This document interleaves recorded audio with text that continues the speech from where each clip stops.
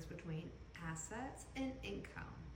Assets are something that grows just over time. Now, it has to do with the many different factors depending on what it is.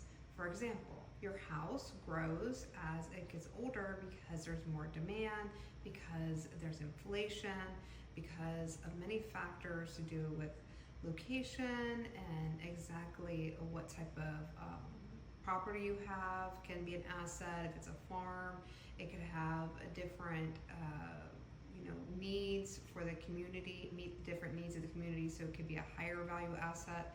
So that is an asset.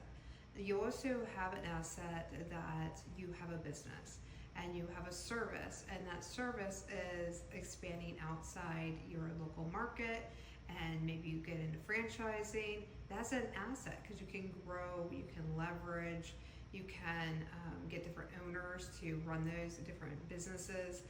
Then you have your based business. And when you get customers, you can grow your catalog of different types of merchandise you have. You can grow online. You can grow offline in different retail markets. You can partner with the different retail markets to sell your products.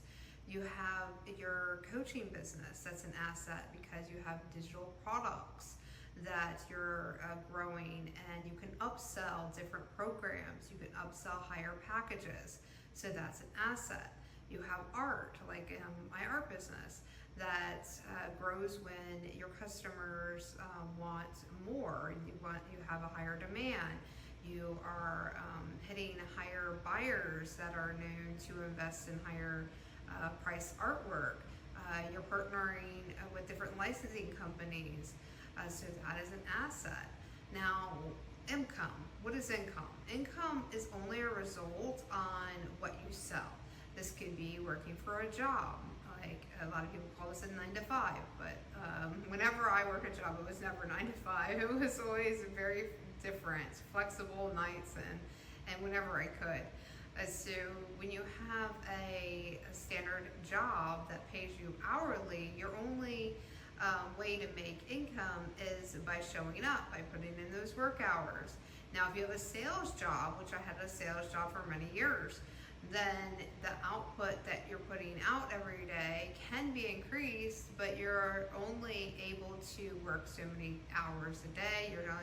You're only reaching so many customers each week, and you can only take so many calls at a time.